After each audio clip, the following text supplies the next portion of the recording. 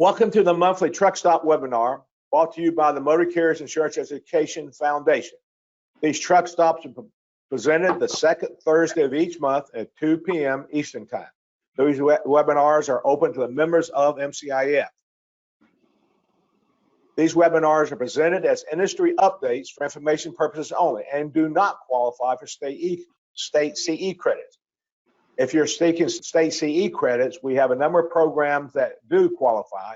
Just contact our website, mcief.org, for the programs that do qualify for state CE credit. If you have any questions, please type them in the chat window. They will be answered as time allows or responded to after the webinar via email. If you experience any problems, please send us a note in the chat window or call us at 800-741-4084. We'll attempt to correct the problems as soon as possible. I was reading an article, HD Heavy Duty Truck Magazine the other day, hard market for insurance leads to search for creative solutions. So what are these solutions? So I reached out to my friend Kevin Brady and just reminded he and I that since this is the 30th anniversary of the Hurricane Andrew that went through Miami, he and I were actually in San Francisco during that hurricane. And when I left, they would say, don't get any earthquake. And all of a sudden the hurricane hit while we were there. So Kevin and I have had this dance together for 30 years. And Kevin, welcome. Tell me a little about yourself. And we've had a good run, my friend. We have, Tommy, and I thank you for including me, and my hat's off to you for everything you do for the MCIEF and its members. I'm Kevin Brady. I work for Artex Solutions. I'm based in or housed in Rolling Meadows, Illinois, which is a western suburb of Chicago. I've been in the business, as Tommy said, for a long time, and almost all of my career has been involved in alternative funding. Captives, rent captives, group self-funded programs, single parent, anything in the alternative space is really where I spent most of my time. I enjoy it, and I enjoy the people I work with. I've had good fortune to speak to a number of your members in the past, so I look forward to being with you guys today. Well, we appreciate you helping us and presenting. Appreciate you spending this time, because I am hearing a lot of discussion. What can we do? How can we control our costs? And this is one of the things. So you look at the current issue, and you and I talked about this. We hear the fuel costs. That goes up and down. Who knows? The equipment cost and price. I mean, whoever thought that trucks is worth 2 years old and worth more than what they paid for them? And trucking companies buying other trucking companies just to buy the trucks and the drivers involved in it. This is a whole world situation. And pressure on the truckers above, they can't control much of that. Insurance is also increasing, and there's a lot of discussion. They can't control that. But Kevin, I think in some ways they can control that, at least to some degree. So they isolate themselves from the competitors by doing certain things, being safer and maybe looking at some of these alternatives. So I think that we're going to walk through this program today talking about where they can control or have some part of their own destiny, depending on what they're willing to do of their insurance costs. And I think these are the things you gave me that you're seeing the people who reach you are frustrated because of all this.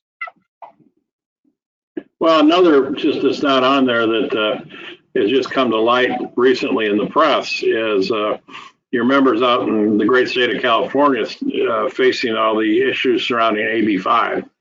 The legislative piece that was specifically focused on the transportation industry.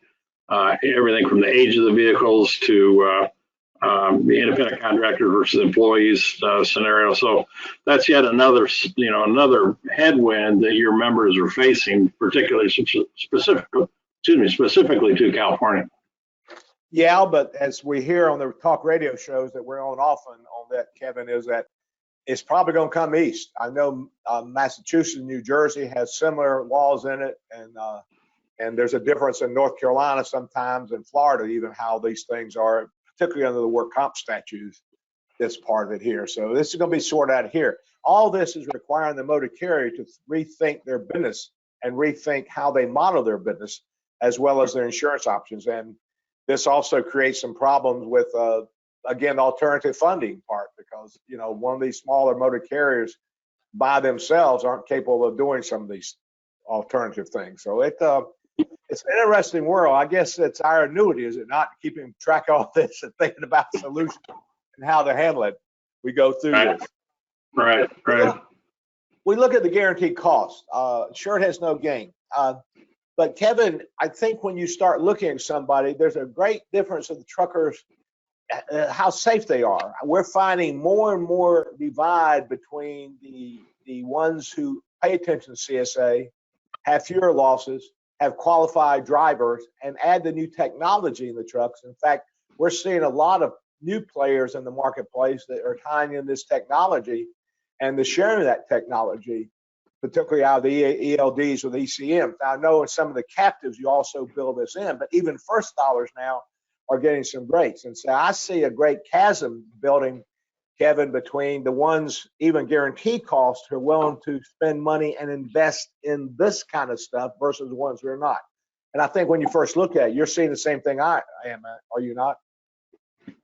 I am. I tell you, we've all been through market cycles. The insurance market, what we call in our business hard and soft. So the prices are either real cheap or they're very expensive. And we're in that hard market, specifically related to transportation risk, and even more specifically to your big truckers. I think it's, if you dial into the transportation industry, the underwriting of an individual risk is more stringent now than it's been in quite some time. So they're looking at technology, they're looking at cab scores, they're looking at safer scores. Granted, the cab and the safer may lag in response, but those are part of underwriting files right now. So anything that an operator can do to promote himself or herself from a safety standpoint, be it driver education, programs such as yours that you guys offer, any of that can be laid out at the feet of the underwriter for consideration, for hopefully some favorable consideration. And one of the other things that we're seeing that never happened before is underwriting used to be, and still is to some degree, passive, meaning we look at losses, we look at MVRs, we look at the scores. But now we can be proactive, because now if you share the ELD data with us, we can find out how our insurance is operating during the policy term itself. And a part of it maybe won't be underwriting, but at least gives us opportunities to address some problems, and also gives the motor carrier ongoing monitoring of their drivers' activities to take correction action where needed. So this is something that I'm finding, Kevin, that underwriters know it's there, but we haven't figured out yet what to do with all that stuff. Other than when the underwriters find a way to get access to that information through getting past privacy things and what have you, it's going to give an underwriter a really good snapshot and a feel for how that risk is not only historically performed on paper, but how the person, how they're operating their vehicles, maintenance, the whole thing. I just don't want one of those ELDs on my car. That's you saying that personally or whatever. Yeah. Personally. Yeah, that's the way you drive. You're not ready for all this discounts that State Farm's giving you if you drive the same way that far, right? I'm not your poster boy. You just made a note, so I'm going to give a plug for our annual conference in October, the first weekend in October. We're actually doing a session with a lawyer and a loss prevention person about the contracts that are going to have to be signed with independent contractors and truckers to allow the sharing of all this data. It's personal, not tied into safety, and then how this data might be used for loss prevention and claims consideration. So we're trying to be, as you know, the foundation always tries to stay ahead of stuff. So that's one of the breakout sessions that we're going to be in October, which is an important part, is getting the rights to this data, no matter how we use it, particularly if we have an independent contractor. And it doesn't make any sense if you have only owned vehicles when the fleet has half an independent contractor. You got to look at it all. Right. Well, hats off to you guys for the efforts that you're making to help your members in that regard too. Yeah, this is what they're, so, the trucker takes some risk. They got to have a safety history and that's improving, I would think, and financially sound before they start getting skin in the game, Kevin. And we start with something that deductible, smaller or large. I don't see much benefit for most long haul interstate truckers for a small deductible. I know there's some put in there. You know, what's $5,000, $10,000? I have used it often where they're in metropolitan areas and doing a lot of backing and, you know, delivering things where they run into posts or they run in. I had, you know, my beer company taking the top of over a gas station and out. They saved that, but I just don't see much advantage cost wise in all small deductibles. Do you? And what's small would you consider? 50,000 or less? No, I mean, you take it, depending on what line of coverage you're looking at, take it down to $5,000, $10,000 on as far as small is concerned. Just a word of caution. Usually, small deductibles are entertained when an insured goes to his agent or broker and says, "This pricing is, we got to do something about this pricing." And the idea is introduced of assuming it's a small deductible. Well, yeah, that may drive the price down. But then you got to go back and compare that with the history of the account. How many losses have you had in the last 5 years inside that deductible? Add all those up and add it to the premium. So it's a risk analysis position. How much risk can you afford to assume? There are no silver bullets out there. Anything other than a guaranteed cost product needs to be looked at in depth and. You know, measuring the impact it's going to have on you financially. Tommy, you and I have known this line for a long time that, you know, if you haven't had a bad year, you're going to 1 out of 5 years. And does this risk assumption vehicle that you're looking to entertain contemplate the downside risk for having made that assumption?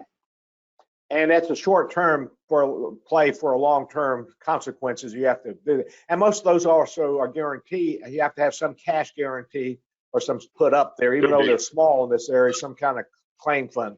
Now, the larger are the ones that we get into, what, 500,000 to in those kind of range. That's a whole different ball game.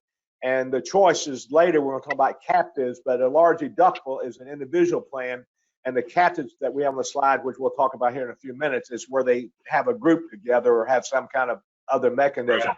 Right. The large deductibles are attractive, but man, you got to have, going back what you're saying, how many claims you've had in that corridor, how safe are you doing all that stuff?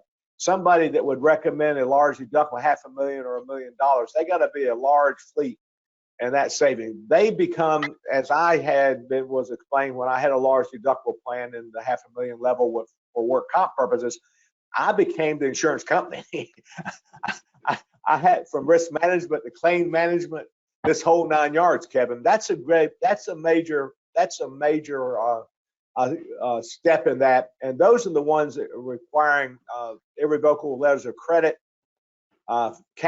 claim funds and things like that, and we'll talk more about that with captives. But you might run through, when you have the larger deductible, what would be a consideration and how would you look at it from retail agent standpoint for risk who are eligible, who think they want to take more and more risk?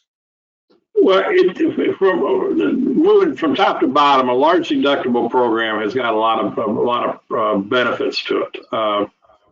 For the qualified risk, for, you know, you'd use I would consider a large deductible of $250,000 and up, $250,000 and up, where the insured is going to assume the first, say, $250,000 per law on a per occurrence basis. There's a number of different ways to structure it, but you know, be it on a carrier control basis, or the insured actually does put up loss funds to do it. The carrier is going to offer, and I'm going to call it significant, but it is going to offer a credit off the premium for the insured taking that level of assumed risk, which is going to drive the pricing down. Which, when it drives the pricing down, it takes you out of this nonsense in the marketplace. Because I've pretty much taken you out of the marketplace by your willingness to assume that risk, and that's, you know, that's one of the positives to the thing. The things you really need to bear attention is that risk is going to need to be collateral or securitized, if you will. So the insurance company is actually granting a credit risk to your insured or to the retail broker's insurer, and is going to want collateral to security in this form of, probably in the form of a letter of credit to securitize that. The problem with the letter of credit is that it's the gift that keeps on giving. We're going to ask for, the carrier is going to ask for a letter of credit every year, 1, 2, 3, 4, all the way down the road. So those letters of credit are going to stack. So it's, you take yourself out of, in the analysis piece, you take yourself out of looking at just the insurance, but what's this stacking letters of credit going to do to my my financial picture, my relationship with my banks as I look 4 or 5 years down the road and measure that into it. I mean, if you got a trucker or a member who's in the next couple, 2 or 3 years, going to be seriously into expansion, buying new power units, like you mentioned a little while ago, that ain't cheap. You know, these stacking letters of credit, are they going to impede my ability to effectively complete that expansion the way we want to do it? The letter of credit, or the large deductible, is probably one of the more better programs on the street. They can be very, very effective. The problem, not only with the letter of credit, and another, this is not a bad thing, but needs to be contemplated, is the impact on your balance sheet, the trucker's balance sheet, because those losses that are held as reserves, again, depending upon structure, may be held on the balance sheet of the operator to pay for future claims. What is the impact of that with the financial condition of the operator? Number two, what about the lenders that the operator is working with? First of all, how much will they allow me how much risk will they allow me to assume? Number two, by virtue of my assuming risk, am I violating or pushing up against the edge of any of my loan covenants? So, number of other pieces to look at in that, and wanting to go down a large deductible product or pathway that are outside just the pure, we have known insurance idea. It's a great product. It's a great mechanism. It's a long-term mechanism. Yeah, Kevin, that's a big thing, long-term mechanism part of it. And so, agents, what we're saying here is, when you will look at this, there's a lot of moving parts. First off, if the insured's going to have safety as their first conscious part of it here, they've got to have all that equipment, because they've got to be better than everybody else. So every dollar that they put in this equipment to save a crash ends up a benefit to them. It is some way to stabilize this thing, but just to build on what Kevin says, sometimes it's called an evergreen letter of credit, which means it does not expire. It stays there. And a lot of times the bank requires that to be collateralized, sometimes fully, depending on the strength of the financial statement. And as Kevin said, they might require it not fully secured the first year, but the second year, if it bills, now they start wanting security put up at the bank too. And anytime that you get somewhere in the middle of this and decide to get out of it, they're going to hold that letter of credit. I've had it held for, I was in one case, Kevin, that they were talking about work comp, and one of our friendly insurance companies on a work comp retention program was still holding the security of $1 million when all claims have been closed for 3 years, already 3 years, and they still say they still have a right to it. So you got to have a prenups with them. The other thing he mentioned, financial statements, if they have to go in the marketplace to borrow money, you don't write off an expense until it's paid. So but you have to collateralize those or hold them as a reserve, and they don't become an expense until it's paid. So you end up giving the bank or giving the insurance company the funds to secure it, yet you don't get an expense item until they actually pay it, which could be a year or two later. This becomes a thing. My first comment, as you know, that being experienced in these deductibles, is you got to have a prenuptial going in. They've got to figure out how to get out. And that's as important, large deductible, as captive. There's one other thing involved here that we find a problem from an insurance standpoint, Kevin. I don't know if you do this or not, but sometimes with large deductibles, they don't want small deductibles too. The insured won't return the claim in to the insurance company. So there's got to be an understanding about how they claims, all the claims, whether they have the insured themselves, depending on how sophisticated they are, have the ability to close some claims versus others and things like that. On my program, I admitted that the insurance company had all the rights to pay something, but I said going in, that to pay something, got to justify what they paid. So probably better off asking me what they're going to be paid, because you got to remember, this insurance company's got a 91X put up there. Even with no coverage, they're still obligated to pay those claims involved in that period of time. So this becomes a real wrinkle. So again, I'm sure most of everything we're just saying here also will clear up more when we talk about captives, because you got some of the same moving parts.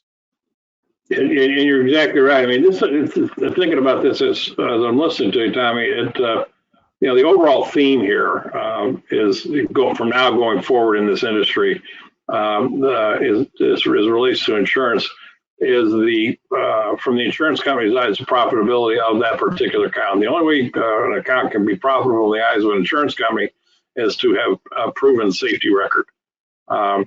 You know, insurance is not a difficult product. It's the cost of the product plus the losses. My losses are low. I can work with the cost of the entire cost of the product. So, you know, I hate to, or don't mean to sound like a broken record, but anything that an operator can do, from hiring practice to technology to any kind of risk management tactics to lower the frequency of loss, is going to work out to their benefit. And the other part that I was thinking about, when you have these deductibles, even though you do a 5-year predictability and you look at your past history and what they're doing, you don't know when that pop's going to happen, in the first year or the 5th year. I mean, the program I had a great record for 5 years, but that 6th year killed us almost. You know, we still ended up long-term being good, but you just don't know when it happens. And if that happened in the first year, it becomes even more of a problem. So it can't be a short-term play, and they've got to be financially sound. And it's got to be it can't be just to save premium today. You can't. It's a great point. It's going to look good. The numbers are going to look good compared to what you may have been doing in the previously. But you got to look at the long term of this thing. What happens if I have map out the last 5 years? Look at your deductible program and plug in each of the last 5 years of your losses. How would I have performed in this program in the last 5 years had I been using it? And then, use the black swan idea. What happens if, the wheels completely fall off? We have a terrible year. So there's, as I said, the planning and analysis that goes into this. It's not just let's, I'll take this one. Let's go have a beer and move on. It's really a lot of diligence involved in it. And I was thinking 2 other things. One you already mentioned. If they're planning a lot of growth, this ends up with 2 problems: more cash later, because you not only got to have the growth handling the receivables and paying the driver, this kind of stuff, and have some finances for that, but now you have to have the growth to also guarantee these new plans coming in those areas. And you now introducing new people into that growth. Who are the new drivers and what kind of safety record, particularly if they grow by owner operators, which that adds another equation to it. So I would think that you would want to look at trucking more stable than that. But then you get also the escalation of the recent, just last year, where the freight rates were greater, spot run money was better than it's ever been in its history, but all of a sudden it's not quite as good anymore. And going back to the thing that introduction with fuel costs and driver costs, how sound is their business plan and how well they're financing? So you got to be careful. As you move down the risk management continuum and buying insurance, and as you move away from guaranteed costs more towards risk assumption, I guess the old line is, if you will, the more risk that I transfer, meaning guaranteed cost, the less control I've got. So the more risk that you assume via small deductibles, large deductibles, group captives, whatever it may be, the more control that you're going to find inherent in that product. But with that control also comes requisite responsibility, and that flies right back into your comments, Tommy, about safety. Let's talk about the terminology. And very honestly, Kevin, other than when I have a question about captives, I call you. This is here, and we hear all these. I've got them in the captive now. We hear the difference, parents and group captive. So we put on a slide, just explain the different captive setups. And after this, we'll talk about how a captive is set up on the future slide. But just talk about the various types of captives and basically what a captive is. Yeah, a captive is an insurance company that's owned for the benefit of its owner or the members in the case of a group setting, Tommy. So there are a number of things inside the insurance world. You know, a captive, you can look at, if I look at the group captive idea, there are a number of group captive programs on the street today that will respond to the transportation industry. You're going to find these group captives that will have 30, 40, 50, 100 members, 100 members in it. That you know, will on an aggregated basis have upwards of 50, 60, 70 million dollars worth of premium.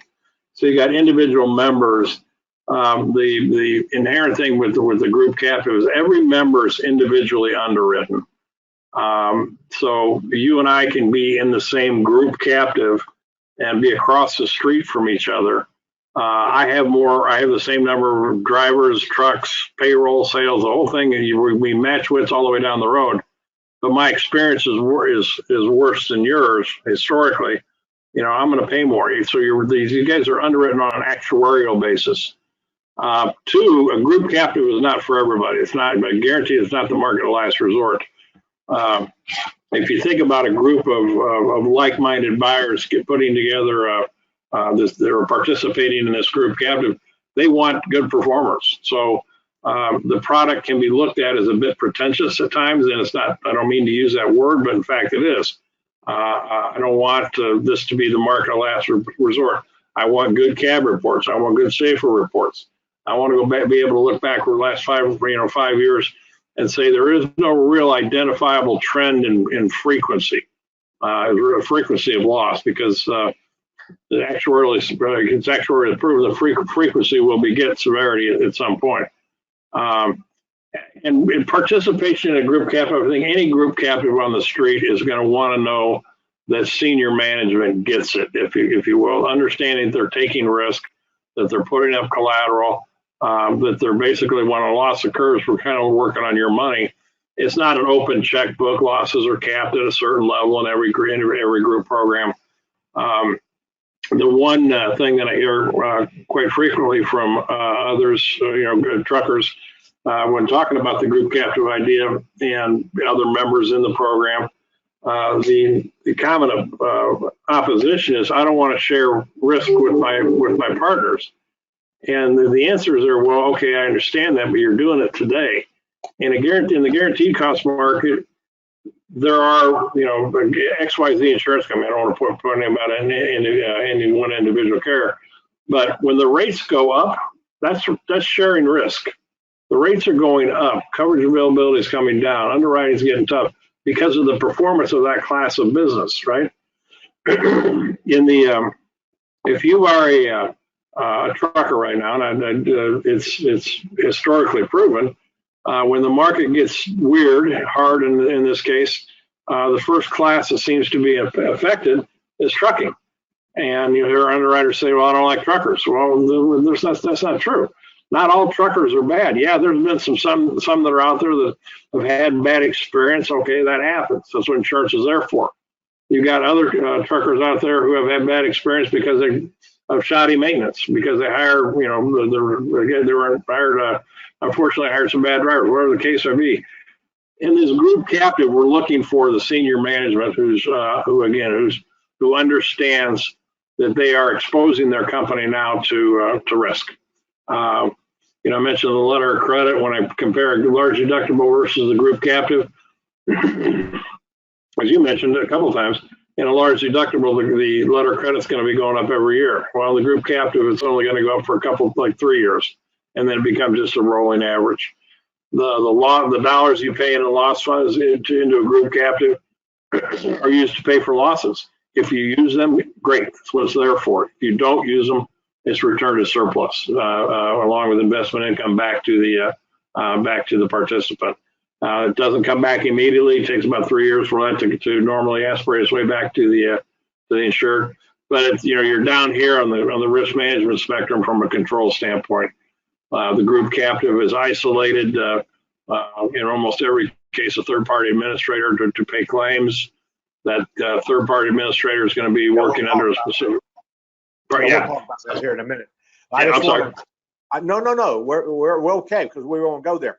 And I think the thing that you said 5 minutes ago, they're an insurance company, and instead of being the guaranteed costs where you have a broader basis of it, you now have a more selective people getting into the insurance company. So you've got to balance more premium, but is that consistent with the homogeneous group that you're trying to do, meaning all the people in the group are safe? So, because clearly the more dollars you've got, the greater chance that you have you level out the claims if everybody there has the same kind of quality. One of my comments early on when I had my favorite client, my beer company, and they talked about some of these alternatives, my concern is I want everybody in that captive to be as good as my insured was, or I don't want them to be a part of that captive because they're sharing these risks part of it here.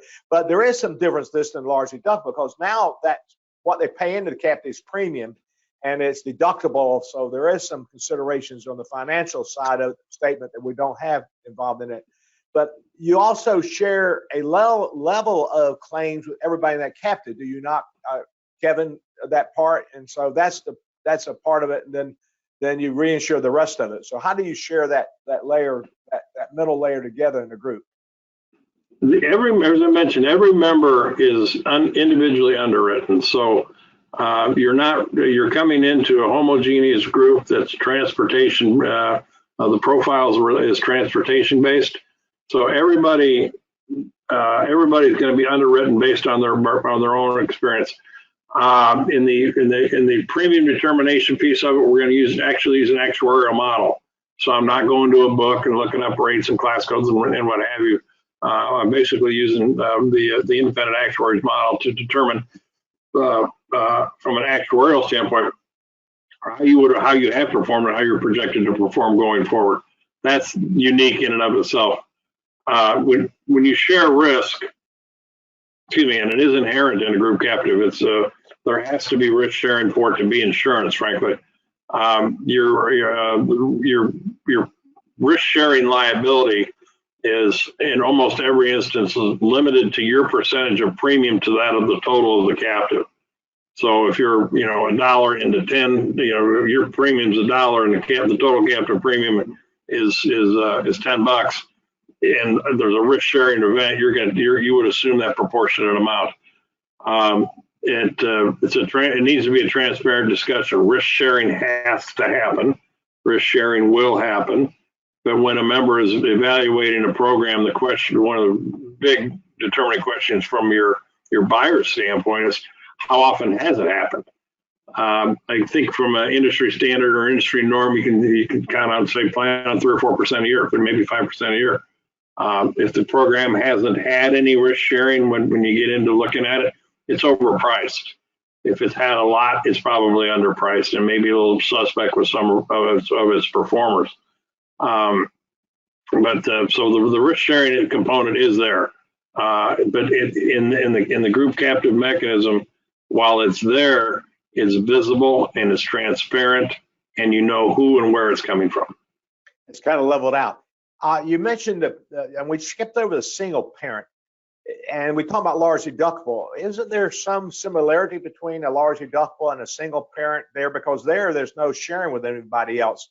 Are you seeing any growth in the parent in the single parent captive, or is that something that's very unique and you don't get much involved in that, Kevin? The difference would be obviously financial things and things that we talked about. That's a great question. We're seeing a lot of activity in the single parent space, and a lot in the transportation space. Well, the single parent, group captive, I'll get back up. Your strike price in a group captive, I combine 3 lines: work comp, general liability, and auto. Your strike price to look at a group captive is probably a minimum of $250,000 for all 3 lines, up to $2.5, maybe $3 million. Once you get past that $3 million in premium level, now you're up into thin air. and you've got other options. That's when these large deductibles come into play. What we're seeing a lot of activity in is using a single parent captive to fund for the deductible assumptions. So if you've got a guy, and I'll use your beer guy because I think I remember hearing about the beer guy in a number of the programs you did. If I use the beer guy with $500,000 deductible on whatever line you want it to be, he's going to, as you mentioned earlier, he's going to pay premium for the insurance piece of it for the loss excess of $500,000, and then he's going to pay out of pocket the first $500,000 of every loss. Well, when he actually pays for a portion of a loss, that is considered deductible from a business expense. The reserves that are set up on his books, the liabilities now that are ingrained in his books, are not insurance expense until such time they're paid. We use a single parent captive, for example, here. We'll develop or actuarially develop what those expected losses are, and the insurer will actually pay that to XYZ insurance company that's owned by the parental organization, or can be owned by the parent. That, when it's put together properly and in full compliance, those premium payments from the parent to the single parent captive are now considered to be an insurance transaction, and therefore deductible as a business expense, just like the insurance premiums would be. The second key to that thing, second big point to that thing, is that I've now basically cleaned the parent's books of any liabilities for future reserves.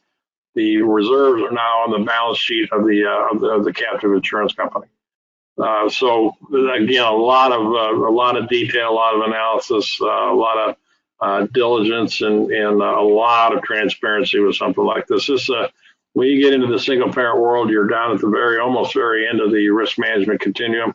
It's designed to basically takes you out of the market because now you are the market. But we're seeing across the country, seeing a lot of work being done in that space, Tommy. Yeah, so you own that. You now own an insurance company. Basically, it's what you're saying, and the part of it. And so the underwriting's done by some third parties to determine what you pay in, the actuary stuff here. But it's you risk. There is, as you said, some financial difference. Let's talk about some parts of that. We got on both of these things. We talked about retention levels. At what level? And you mentioned on the group captives, what, 250 to that you want $250,000 worth of premium before you want to consider it, Kevin? Is that where you would think up to about 3 or 4 million? Is that where you would? I mean, what level will we look at? From a premium standpoint, 250 is on the low side probably, and then when you get north of $2.5–3 million in premium, Tommy, it's might be worth your while to look at other options. Because at $3 million in a group captive, you're the largest member of that, one of the larger members of that captive, and accordingly are going to assume a bigger percentage of the risk sharing when it happens. And when it happens. That's usually when north of 3 million when people start looking at the other options. But you wouldn't want to consider one unless they do have about 250,000. That would be the very low level. You're more comfortable with about $500,000. Kevin would be given the risk. You talk about retention levels in the captive. Most of them you're going to find. Most of the group captive products you're going to find out there are going to be $300,000, $400,000, $500,000 per occurrence. So depending upon the program and the size of it, the age of it, the retentions will be somewhere in that range. And we talked about security, irrevocable letter of credits, evergreen letter of credits, and things like that. Does that differ than the large deductible with the captives, or basically the same kind of thing? Other than maybe it could be written off again, the financial part of it, on the balance sheets are different, treated differently. But how anything different with securities? The difference primarily is in a large deductible program, you're going to put up the letter of credit every year, right? In the group captive program, most all the group captives that are on the street are going to require security for year 1, year 2, year 3, and then it just becomes a rolling average after that.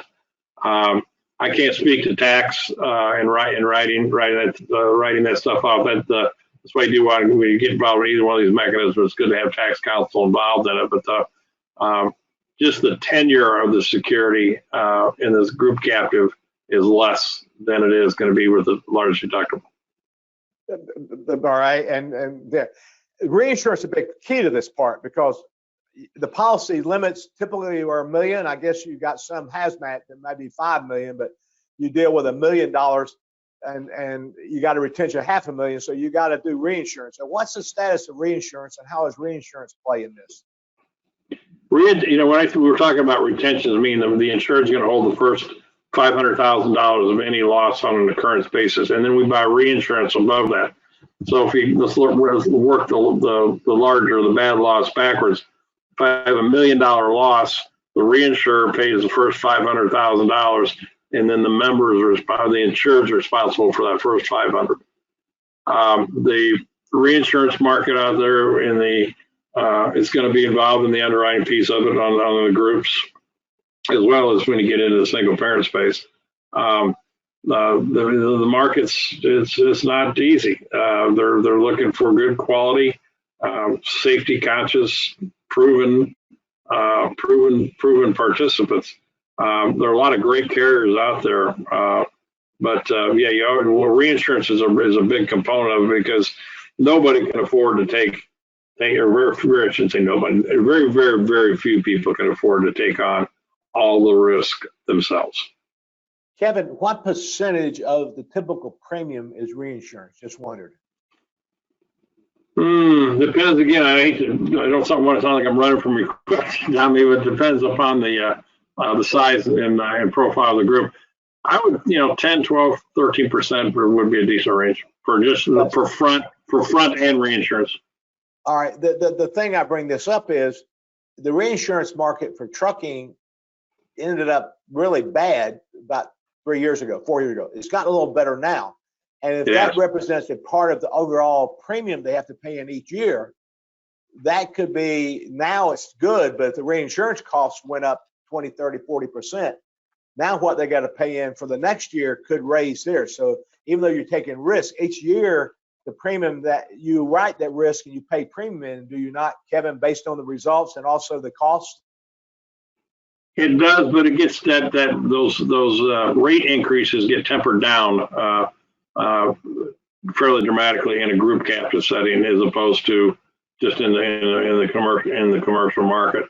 As you said, the transportation industry has not performed well, and they're not feeling the effects of it. It's not forecast to get, the market anyway, is not forecast to get any better. There has been, to your point, I don't want to say relaxing, but the market has gotten a little bit better of late, but it's still nothing like it was, years ago. Well, when you said a little bit, I see the pricing is not that very. You just got a few more people interested than what before. Maybe you see something different than that they think the level of the money might be where it needs to be, so they're willing to take a risk. But the key part also, you got to have a captive. I'm talking about, so reinsurance costs money. You got the captive managers that handle that thing. This is what you all do for a living, do you not? And right. Someone put together with retail agents become this part of it. And then right. you got to pay for claims handling also. So these are all cost factors. How much does a captive manager, and particularly claim handling, have to do with this? Well, the captive manager, number one, is the one that's basically going to put the thing together and then handle the day-to-day operations of the insurance company that you are an owner of. So you get rid of the idea that if you want to get into a group captive, you're getting into the insurance business, which isn't the case. The captive manager is going to be the one to handle the captive, or the operation of the insurance company on a day-to-day basis, with reporting responsibilities back to its members. Twice a year is usually when the board will convene. The third part of the claims handling is done, as I said earlier, in almost every case in a group scenario anyway, through the engagement of a third-party administrator, which are a number of really great TPAs out there. But in this case now, these TPAs are working for this particular group under a specific services agreement, saying, it's okay, third-party administrator, you're going to pay the claims for us, but you've got claims authority from $0 to $10,000. anything over $10,000, you know, the insured wants to hear about it. We're going to install in your office a software, internet-based software platform where you as the insured will have access 24/7 to the adjuster's files. So you can actually see in real-time loss data. And because you can't change the numbers in those files, but what it will allow you to do is to bifurcate loss data by body part type of days, supervisor, route, truck, however you want to do it, with the idea that if you can find out where the bleeding is coming from, then you can focus loss control concentration on that particular area to reduce that frequency that I mentioned earlier. So this information, though, when you say come back, sure, it comes back to the captive manager or the not to the individual members of the group. Oh no, it can come back to the individual member. Absolutely. Where, you know, if I've got information, so the captive manager then shares that information with individual members of the group. The captive manager will share it with the individual members on an aggregate basis. But again, if Tommy Ruke Trucking is in this group captive, Tommy Ruke Trucking has online access to that data through the third-party administrator. Yeah. So you can deal individually to stay in and make them improve or not. And I've heard you can be kicked out of a captive too by the other members here. So I don't know if they're not adhering to it and can't improve, then it's worth the members of the captive to say, you got to get out of here, buddy. I mean, I know that divorce is not easy, but that happens sometimes, doesn't it? I got to tell you, Tommy, in 25 years plus of doing this stuff, I've seen 3 members excused or asked to be excused. And so getting kicked out, there's methodology to get people in. There's also methodology to excuse. I think if you look at a group captive, the retention rates in those programs are probably in the 90s. Once people get in, they usually don't get out. It's not because they can't, they don't want to. They start to see the controls and they start to see their premiums slide a little bit. And they won't never go like this, but slide. They also see the return of underwriting profit. Not to mention, the camaraderie of the group itself, notwithstanding. But getting bounced out of one is difficult, is kind of difficult to do. People will get out of it. Said earlier, by having each one pay a different premium in it based on their own experiences. So this is how the captive manager adjusts the difference of the ones that are having more claims. Then actuarially they pay in more premium into the fund to pay for everybody.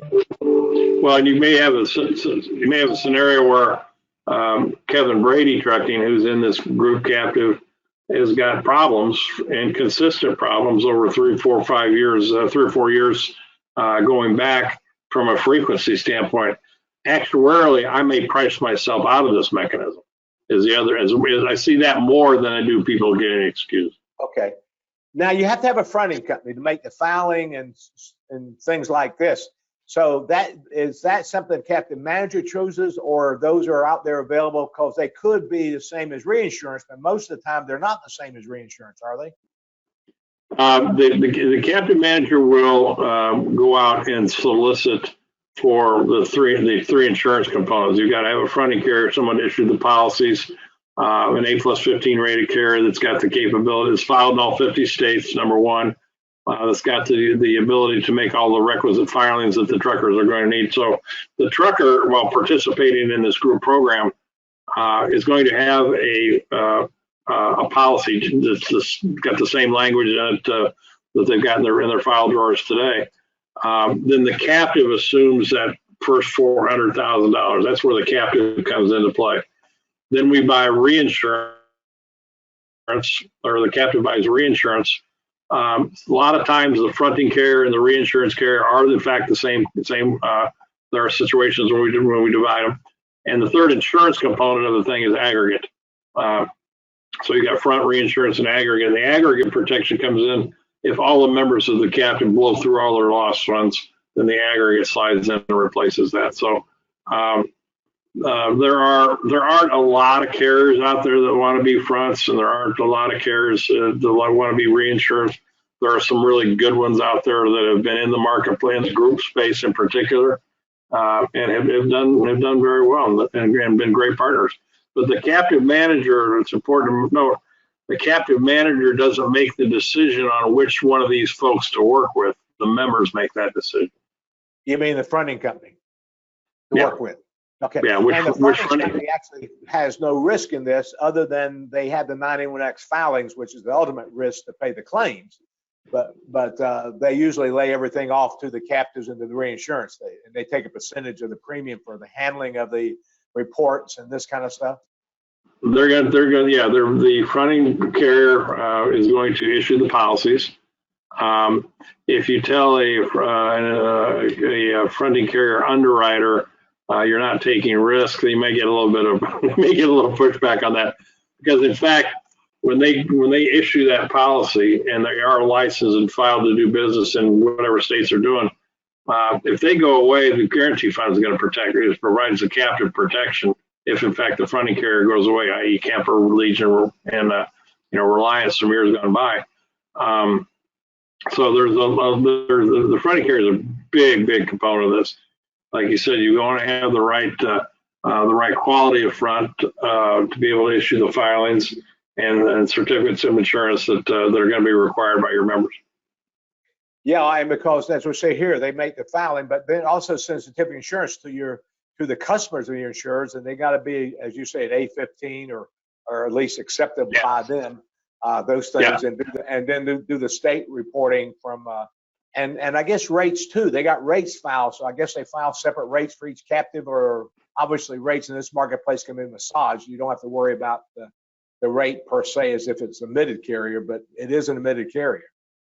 They are all admitted carriers, yeah. And we've got to the captive has to satisfy not only the ability to make filings and certificates of insurance and what have you, but each of the members have got loan covenants for their respective lending institutions, and inside a lot of those loan covenants are you can't have insurance with less than an A+15 carrier. So that actual, I would call it paper, but that fronting carrier actually serves that notion. So when we look at this and just trying to back here in the very back part of it, as we think, what type of trucker? Just summarize. I'm a retail agent. I've got insureds that are paying in the level of premium you already said, some over 250, about 500 million, and you can aggregate auto liability and as well as cargo and physical damage. What all? And can you put it in a captive? And when would I look at it and say this risk might be something that a captive might benefit them? Just out of curiosity. Well, if I'm looking at it from the retailer broker standpoint, first of all, the lines of coverage you're looking at, work comp, general liability, and auto. You're not going to put the cargo in there because cargo is more of a property type coverage. So I want just the comp, GL, and auto. Premium wise, it's starting at 200. The aggregate premium for those three lines is 250 grand or higher. Then it might be worth a look. I think from the retail broker standpoint, how does the guy perform? If your retail broker hears from his client, where the hell's all this premium going? I haven't had any losses, but my rates are going up. Or I don't like why'd they pay that guy? I want some more control in the claims process. Things like that are pretty heads up that your insurer may be willing to assume a little bit of risk in return for some of those benefits. It is a long-term, the group captive is designed as a long-term idea. If they're doing safe premium right now, it's going, as you already mentioned, if the premium's too low, then they're going to have some bad results. So it's got to be a long-term play, not to save just this year. They got to think 3 or 4 years down the line and hope the whole captives then generate income and they get dividends out of it and for it. So that's, it's not a short-term play, it's a long-term play. Well, and I guess the real boiled down question, do I believe in myself? My performance over the last 5 years has been above industry norms. Yes, I did have one bad year 3 or 4 years ago. That's expected to happen. I've got the safety, I've got the controls, in the internal controls in place. I've got the personnel to enforce those and help us make sure that, culturally, we're a safe organization designed, and we're planning on continuing down that path. And what are the options? If you're looking, if you're looking at it from the broker standpoint or the retail agent standpoint, I think it's agreed that the market is not going to get any gigantically better in the near future. I think there are these options out there, and frankly, if given the size of the account, if the retail agent isn't offering these options to their clients, then someone else is going to do it for them, because the market is just causing that much problems for your guys. I mean, they're running on, the margins are thin as they are, and any way they can turn around and find a way to enhance those margins, this is the way. This could be an aid in that. So you don't look at just this year's premium and say this is going to cost less money. It's a long-term play in this. So your suggestion is that if they have that kind of mentality, what will happen if they are part of the right group is some stability, like we talked about earlier. The solutions to the insurance costs by entering a captive. Now that homogeneous group, or the group doing all the things the same way, will benefit from it long term here, 3 years down the line, and getting dividends here, and those things can be some actually economic benefits and tax benefits and things like that. So that's what you want to talk to them about. It is, do you have enough trust in yourself, and are you willing to play the long play? Yeah, I caution the tax benefit piece. Again, I'm not a tax guy, so I can't speak taxes. Again, when you get in these mechanisms, I mean, I can explain the tax benefits or the tax implications of the mechanism, but how those tax benefits are tax implications. My question there, sir. Thank you. I understand you can't make any of those promises, but you hear a part of it is that you've got the money there, you take it out down the line, and this kind of stuff. So there is some distribution considerations as you get out of that part of it. It's the only reason. But different than the large deductible, it is premium they write off, so it's different in some areas like that. There are differences there, yeah, cash flow differences, yeah. I think if you get the broker to hear from the client, what other options are there? From a broker standpoint, you can sell guaranteed cost. Small deductibles, large deductibles, group captives, single parent captives, those aren't sold. Those ideas are presented and evaluated, and the insured makes the decision on whether to move forward, because it's going to be the insured's money in a lot of cases that we're working with. I guess summarily, Tommy, what you're looking for is, I think, are there options out there? And the answer is yes. You can walk in and there was a retail broker present a captive idea to your group captive idea to your trucking firm, and they may look at you and say, that's the dumbest thing you've ever brought in here. Don't ever bring it back again. That's fine, but you own the idea. You're the one now that brought that option to them. They're just not really or willing or ready to take that kind of risk, the risk assumption, which is great.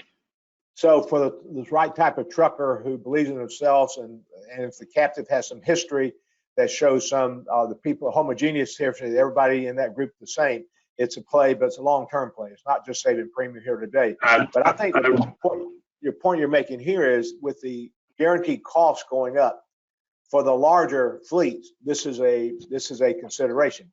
But I'll also talk about, so the audience also drills down to this, the last statistics we see, Kevin, with people with MC numbers, because this is the group we'd be talking about here.